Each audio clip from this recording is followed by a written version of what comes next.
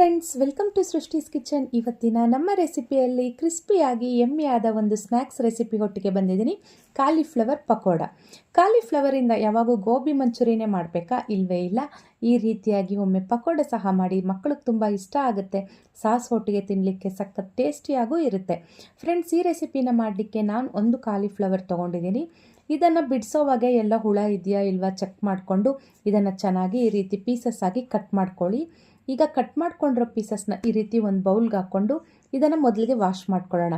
ಸ್ವಲ್ಪ ನೀರನ್ನು ಹಾಕಿ ವಾಶ್ ಮಾಡಿ, ಆನಂತರ ನಾನಿಲ್ಲಿ ಸ್ಟವ್ ಮೇಲೆ ಸ್ವಲ್ಪ ನೀರನ್ನು ಇಟ್ಟಿದ್ದೆ ಕುದೀಲಿಕ್ಕೆ. ಆ ನೀರು ಕುದೀತಾ ಇರೋವಾಗ ಈ ಗೋಬಿ ಪೀಸಸ್ಗಳನ್ನೆಲ್ಲ ಹಾಕ್ಕೊಂಡು ಇದನ್ನು ಒಂದು 2 ನಿಮಿಷಗಳ ಕಾಲ ಕುದಿಸ್ಕೋಬೇಕು.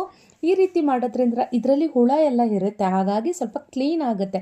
ನಾವು ಇದರಲ್ಲಿ ಯಾವುದೇ ರೆಸಿಪಿ ಮಾಡಿದ್ರೂ ಈ ರೀತಿ ಒಂದು 2 ನಿಮಿಷ ಬಿಸಿನೀರಿಗೆ ಹಾಕಿ ಕುದಿಸ್ಕೊಂಡು ಮಾಡೋದು ಒಳ್ಳೆಯದು ಅಂತ ನನ್ನ ಅನಿಸಿಕೆ.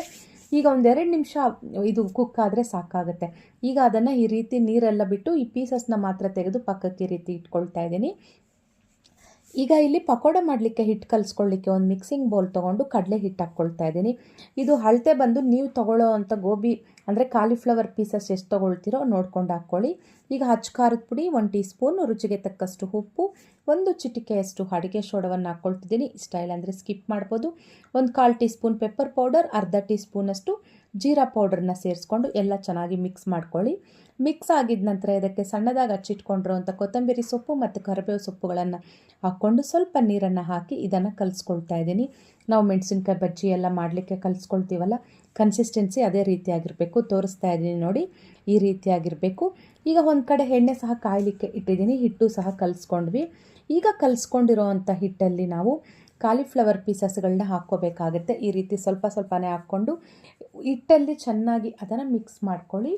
ಈಗ ಎಣ್ಣೆ ಕಾದಿದೆಯಾ ಇಲ್ವಾ ಅಂತ ಒಮ್ಮೆ ನಾನು ಚೆಕ್ ಮಾಡ್ಕೊಳ್ತಾ ಇದ್ದೀನಿ. ಎಣ್ಣೆ ಕಾದಿದೆ. ಈ ರೀತಿ ಕಾದಿರೋ ಅಂಥ ಎಣ್ಣೆಯಲ್ಲಿ ಕಡಲೆ ಹಿಟ್ಟಲ್ಲಿ ಈ ಪೀಸಸ್ಗಳನ್ನ ಮುಳುಗಿಸ್ಕೊಂಡು ಒಂದೊಂದೇ ನಿಧಾನಕ್ಕೆ ಬಿಟ್ಟು ಸ್ಟವ್ ಇದನ್ನು ಮಧ್ಯಮ ಉರಿಯಲ್ಲಿ ಇಟ್ಕೊಳ್ಳಿ. ಯಾಕಂದರೆ ಬಣ್ಣ ಮಾತ್ರ ಚೇಂಜ್ ಆಗಿರುತ್ತೆ ಅಷ್ಟೇ, ಒಳಗಡೆ ಎಲ್ಲ ಬೆಂದಿರೋದಿಲ್ಲ. ಹಾಗಾಗಿ ಕಡಿಮೆ ಅಥವಾ ಮಧ್ಯಮ ಉರಿಯಲ್ಲಿ ಇದನ್ನು ನಾವು ಫ್ರೈ ಮಾಡ್ಕೋಬೇಕಾಗತ್ತೆ. ಈಗ ನೋಡಿ, ಒಂದು ಕಡೆ ಎಲ್ಲ ಚೆನ್ನಾಗಿ ಕಲರ್ ಬಂದಮೇಲೆ ಇನ್ನೊಂದು ಕಡೆಗೆ ತಿರುಗಿಸ್ಕೊಳ್ತಾ 2 ಕಡೆ ಚೆನ್ನಾಗಿ ಒಳ್ಳೆ ಬಣ್ಣ ಬರೋವರೆಗೂ ಇದನ್ನು ಚೆನ್ನಾಗಿ ಫ್ರೈ ಮಾಡಿಕೊಂಡು ಈಗ ಫ್ರೈ ಆಗಿರೋ ಅಂಥ ಪಕೋಡನ್ನು ತೆಗೆದು ಪಕ್ಕಕ್ಕೆ ಒಂದು ಪ್ಲೇಟ್ಗೆ ತೆಗೆದುಕೊಳ್ಳೋಣ. ನೋಡಿ ಎಷ್ಟು ಚೆನ್ನಾಗಿದೆ, ಎಷ್ಟು ಕಲರ್ಫುಲ್ ಆಗಿದೆ ಅಲ್ವಾ? ತಿನ್ನಲಿಕ್ಕೂ ಸಹ ತುಂಬ ರುಚಿಯಾಗಿರುತ್ತೆ ಇದು. ನಾನು ಹೇಳಿದಾಗೆ ಸಂಜೆ ಕಾಫಿ ಟೀ ಟೈಮ್ಗಂತೂ ತುಂಬ ಚೆನ್ನಾಗಿರುತ್ತೆ ಇದು. ಈಗಂತೂ ಹೇಗಿದ್ದರೂ ಚಳಿ ಸಂಜೆ ಆಗೋಷ್ಟರಲ್ಲಿ ಏನಾದರೂ ತಿನ್ನಬೇಕು ಅಂತ ಅನಿಸುತ್ತಲ್ವ ಪ್ರತಿಯೊಬ್ಬರಿಗೂ. ಸೊ ಈ ರೀತಿ ಮನೆಯಲ್ಲಿರೋ ಇಂಗ್ರೀಡಿಯೆಂಟ್ಸಿಂದನೇ ಸಿಂಪಲ್ಲಾಗಿ ಮಾಡ್ಕೊಂಬಿಡ್ಬೋದು. ಈಗ 2ನೇ ಟ್ರಿಪ್ಪು ಸಹ ಹಾಕ್ತಾಯಿದ್ದೀನಿ.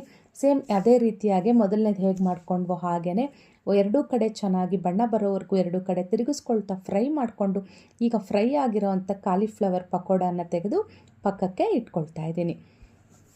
ನಾನು ಹೇಳಿದಾಗೆ ನಾವು ಕಾಲಿಫ್ಲವರ್ ಮನೆಗೆ ತಂದರೆ ಗೋಬಿ ಮಂಚೂರಿಯನ್ನೇ ಮಾಡಬೇಕು ಅಂತೇನಿಲ್ಲ. ಈ ರೀತಿಯಾಗಿ ಒಮ್ಮೆ ನೀವು ಸಹ ಟ್ರೈ ಮಾಡಿ ನೋಡಿ. ಎಷ್ಟು ಕಲರ್ಫುಲ್ ಆಗಿದೆ ಅಲ್ವಾ? ನೋಡಿದ್ರೆ ತಿನ್ನಬೇಕು ಅಂತಲೇ ಅನಿಸುತ್ತೆ ಅಲ್ವಾ? ನಾನು ಇದರೊಟ್ಟಿಗೆ ಒಂದು ಕಡೆ ಟೀಗೂ ಸಹ ಇಟ್ಟಿದ್ದೀನಿ, ಅದನ್ನೆಲ್ಲ ವೀಡಿಯೋ ಮಾಡಲಿಲ್ಲ.